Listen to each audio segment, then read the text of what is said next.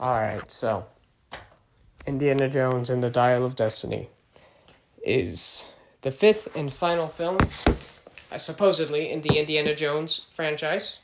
And I saw it on opening day, which is, I guess, the day before the advertised release.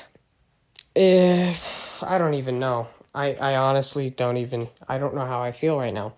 Because I went in, I heard the reviews, heard it was gonna lose the Spielberg magic because it's Mangold, which I'll talk about. Okay, this guy made Logan. I don't like Logan, not because I think it's a bad movie. I didn't see the Wolverine movies, and I didn't have that connection to the character, so it didn't really have an effect on me.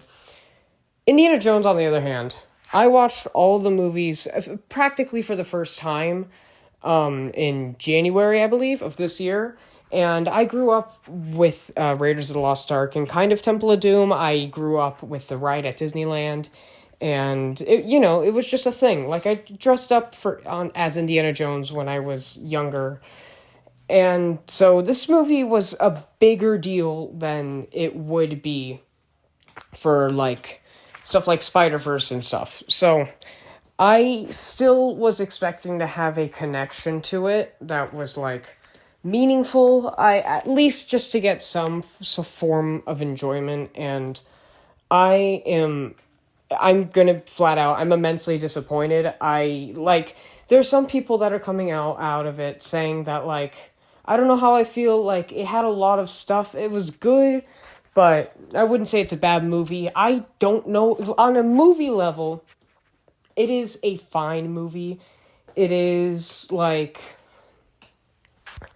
it's got some charm to it, I guess. It got some pretty good cinematography. The score, it's good, but John Williams is at the point where it's this is his last movie, I think, and some of it sounds like Harry Potter at some points. There's one part where Phoebe Waller-Bridge is staring at her reflection or something, and there's a really good musical cue there. I like that, but it's kind of like what happened with Rise of Skywalker, and it's just, it's very disappointing. I don't know how I feel. I'm going to sit down and make a longer review and get all my thoughts out, just with bullet points and stuff, but I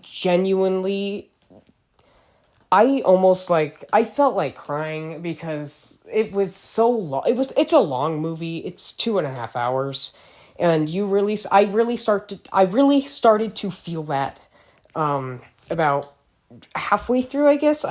There's a lot of green screen, but that's excusable because, I saw The Flash, but I was going to make a video on it. I have, my thoughts in a little notebook, but I didn't feel like I had the credibility because I didn't watch the Keaton movies. I don't really have a connection to DCEU. I don't really care about the DCEU, to be completely honest.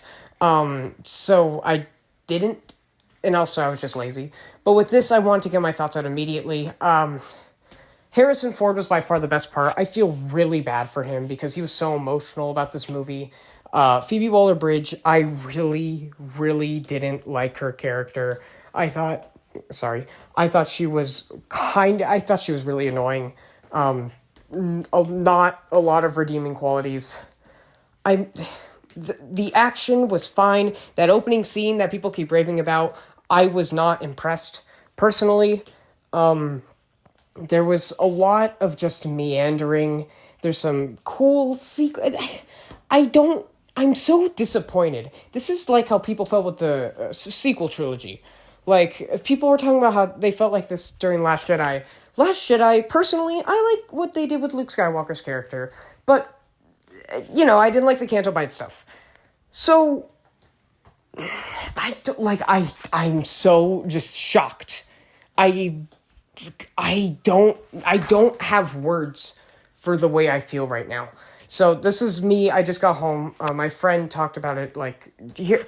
So this is what my friend thought. Okay, like you're probably gonna say, if it was like an Indiana Jones movie, but looking at it from purely a movie standpoint, Yeah. it was good. The cinematography was nice. and a lot of the scenes were very good looking. Yeah. The only downside was probably the dialogue. I mean, it's an Indiana Jones movie, but somehow it seems cheesier than all of them. It was pretty funny how we were probably the youngest people in the theater. Yeah. And it was alright. Should have let him stay. You'll understand. So he liked it a lot more than I did. I'm so anxious right now because I don't know if I'm gonna be like, I'm sorry. Like I said, I don't have words.